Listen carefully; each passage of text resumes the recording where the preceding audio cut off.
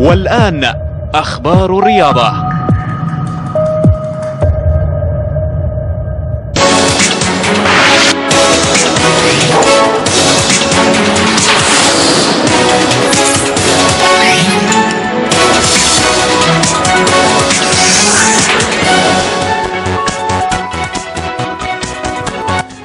أينما كنتم سلام الله عليكم وأهلا ومرحبا بكم مشاهدينا إلى موجز أهم أخبار الرياضة يأتيكم من قناة الجزيرة الرياضية في قطر.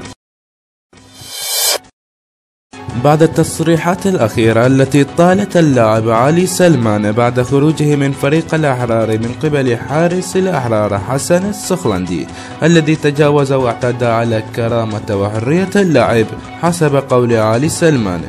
علي سلمان وفي مؤتمر صحفي قال إنه اكتشف مخططا كبيرا داخل فريق الأحرار بقيادة حسن السخلندي الذي يهدف إلى تحطيم وتدمير فريق التأميم. هذا وأكد علي سلمان أن حسن السخلندي يتظاهر بحب فريق التأميم زعما أنه فريقه الثاني، إلا أن الحقيقة عكس ذلك، فحسن السخلندي يحمل كرها شديدا وحقدا دفينا، وإنه يسعى جاهدا إلى تدمير وحدة لاعبي فريق التأميم.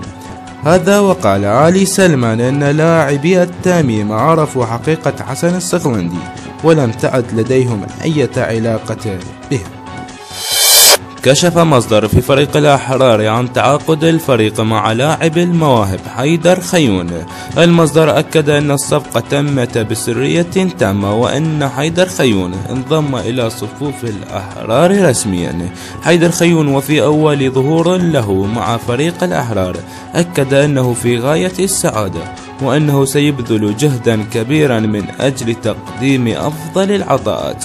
وأكد حيدر خيون أنه كان يفكر منذ وقت طويل بالانتقال إلى فريق الأحرار، إلا أن الظروف لم تسمح له بذلك.